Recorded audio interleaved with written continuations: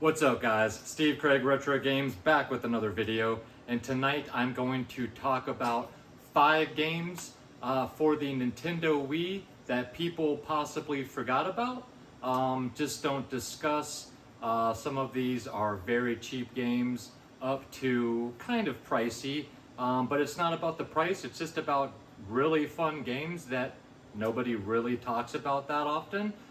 So I thought I would discuss those games with you guys today, maybe bring them to light or remind you of them because, hey, you might want to add them to your Wii collection. So without any further ado, let's check out the 5 games. Alright guys, so the first game we're going to start off with is probably the cheapest game of the 5, and that is Rockstar Games presents Table Tennis. Now, don't laugh and hear me out. This game did come out for the Wii, the Xbox 360, and I think the PS3. I'm not 100% on that, but this game is absolutely fantastic. When this game originally came out, I owned it for the 360, and my best friend and I played this game for hours every single day for months. This game is super fun, super intense. It's easy to pick up and play, but very difficult to master, and it's just a super fun game. This game is super cheap. I'm sure you can find this for $5 to $10 at the most, but I'm telling you guys, don't look over this game. If you enjoy tennis or, table tennis, ping pong, any games like that, or just a competitive game, check this game out. It is well worth the price of admission, and yeah, an absolute blast. You get your bang for your buck with that one. Next one is Dead Space Extraction. I'll talk about this one since the remake just recently came out. Now, some people do talk about this game, but it's still very rare. In all of the Wii videos that I watch, not very many people bring this game up. Now, this is a prequel to the original Dead Space, if I remember correctly, and this is an on-rail shooter. Super fun, much like a haunted house. What am I thinking of? House of the Dead. Jeez, I'm having a brain fart. An on-rail shooter. Super fun game in the world of Dead Space. Just super fun gore. If you're a Dead Space fan, if you're an on-rail shooters fan, or if you are an M-rated gore fan for the Nintendo Wii, since there weren't a ton of M-rated games released for the console, check this game out if you are a fan of any of those types of genres. This game is not super expensive.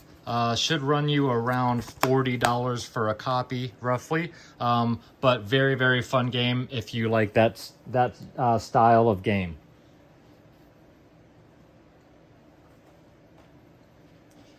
All right, next is the Ultimate Shooting Collection. This is 3 games for the price of 1. This is another game that's not super expensive. This will run you 40 to 50 bucks. But this is a collection of 3 fantastic shoot-'em-ups. You've got Radio Allergy, Carus, and Chaos Field, which also came out for the GameCube. And then also, actually this is 4 shoot-'em-ups. I forgot about Dark Field or Chaos. No, that is Chaos Field. Never mind. Yeah, my bad.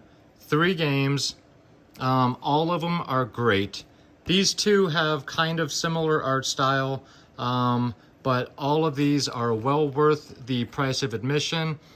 There's not a ton of great shoot-'em-ups for the Wii, so if you're looking for a good collection of them, this is your best ticket for the system. And like I said, this is affordable for 40 to 50 bucks, so definitely check that out. And that's the game you very rarely hear anybody ever talk about. All right, then we have Cursed Mountain. This is a survival horror style game. But instead of that survival horror style game being an on-rail shooter, this is a third-person survival horror style game. So you are in the Himalayas and you are searching for your brother, and strange things start to happen. You don't know if it's the altitude, you don't know if you're going crazy, you don't know if something really is going on, but you have to continue to seek the truth. This game is really, really good as well. I believe this game is probably running around $30, give or take. A great survival horror style game for the Wii. Again, another M-rated title. So if you are looking for a more adult themed game for the system, Cursed Mountain is a great game that will scratch the itch if you are a survival horror fan. So check out Cursed Mountain.